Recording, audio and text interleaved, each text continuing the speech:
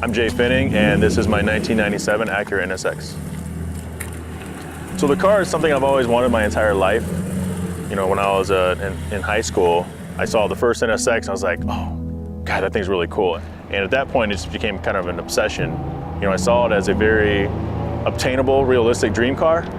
And when I sat in one at the dealership, it just felt like a car I just had to have one day. So that became my goal. So when I originally bought the car, it was black and tan, and now, as you can see, it's a full vinyl wrap that I designed in Photoshop. It took me a year to do it, and it's actually based off of my favorite, childhood cartoon.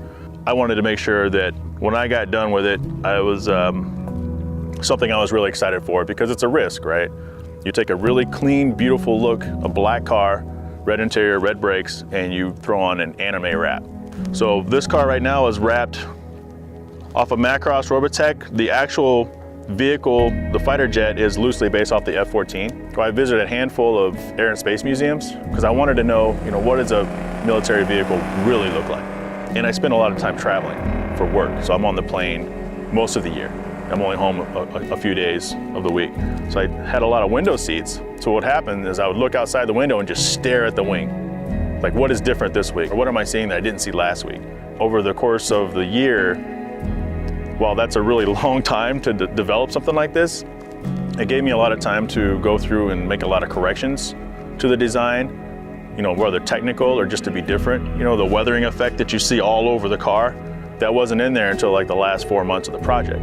Because I looked outside at the wing and I was like, there's really light weathering. It's not in your face. BC Racing coilovers, I have Futura design brakes. I need something with plenty of stopping power. Before I had an intake and just exhaust, and the car sounded great. When I decided to do this wrap, my car wasn't that fast. It was quick, it was a lot of fun, but man. So that's when I took a very unorthodox way to say, okay, let me drop 10 grand on a turbo, so that at least the car, from top to bottom, the look matches the performance and the performance matches the look. It's a Garrett 3076R, a really small turbo, a really fast spooling turbo.